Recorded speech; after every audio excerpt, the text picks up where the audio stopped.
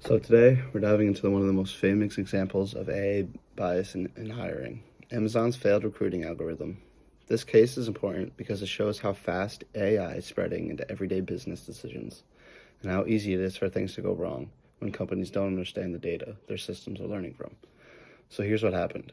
Around 2014, Amazon wanted to speed up hiring, especially for technical roles. They built an AI model that could sort and score resumes so recruiters didn't have to manually review thousands of them. This idea sounded smart. Let the systems learn what a strong resume looks like based on the company's past hiring history. But the problem is that Amazon's past hiring history wasn't balanced. Most of the resumes the system was trained on came from men because the tech industry overall is male dominated. So the AI basically learned men were hired more in the past, so resumes that look more male must be better. This model ended up penalizing applicants for things like attending women's colleges or using terms associated with women's organizations. Engineers found that even when they removed obvious gendered words, the system still found hidden ways to favor men, like preferring certain action verbs or experience patterns more common on resumes written by male applicants. This situation shows something really important. AI doesn't invent its own biases out of nowhere. It learns them from the data we give it. And if the data comes from a biased world, the AI just ends up mirroring that bias. It's a huge reminder that companies can't rely on AI blindly. They need oversight, transparency, and constant monitoring.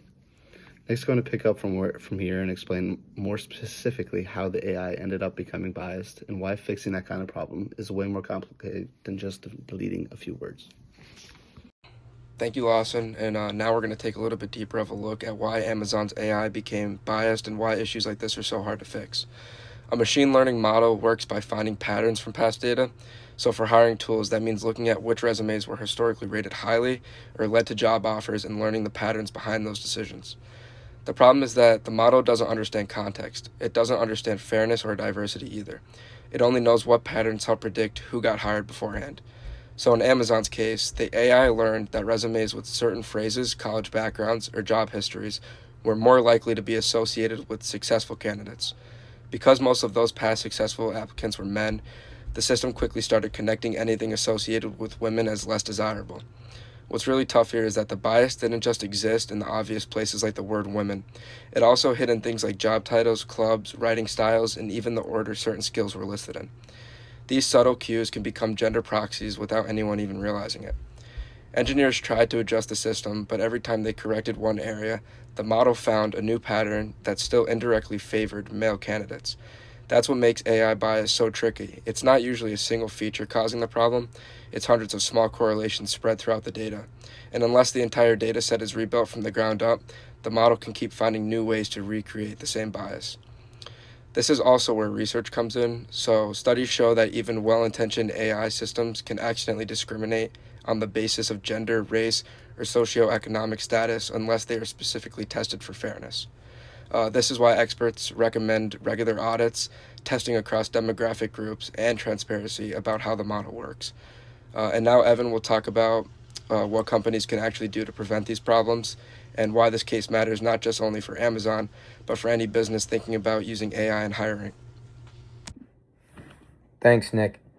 So, what can companies actually do to prevent these kind of problems? The first big step is recognizing that AI can't be left on autopilot. Businesses need a real governance plan. That starts with checking the data that is used to train the AI, making sure it's diverse, balanced, and not reinforcing old hiring patterns. It also means running regular audits to see if the system is treating certain groups differently, and if it is, figuring out why. Another important step is keeping humans involved in the hiring process. AI can be great for speeding things up, but it shouldn't be making final decisions. Human recruiters can look at context the AI might miss, like leadership experience, communication skills, or aspects of career growth that aren't always obvious in a resume's data alone. Another big recommendation is explainability. If recruiters and managers understand how the AI makes decisions, they can catch mistakes faster and feel confident that the system is being used fairly. All of this matters because based AI can really hurt a company. It damages the brain, discourages people from applying, limits diversity, and can even lead to legal issues. When companies aren't hiring fairly, they miss out on a creativity, and innovation that comes from having different perspectives on a team. And it's not just about avoiding problems. Responsible AI can actually help businesses hire better, find stronger talent, and reduce human bias when used the right way. The Amazon case is a perfect reminder that AI is powerful but not perfect. When companies take the time to review their data, involve diverse teams, and constantly test their systems, AI becomes a tool that helps everyone, not something that silently creates more unfairness. And that's the big takeaway. AI can be a huge asset, but only if we design it with fairness in mind. Thank you, and I hope you enjoyed our presentation.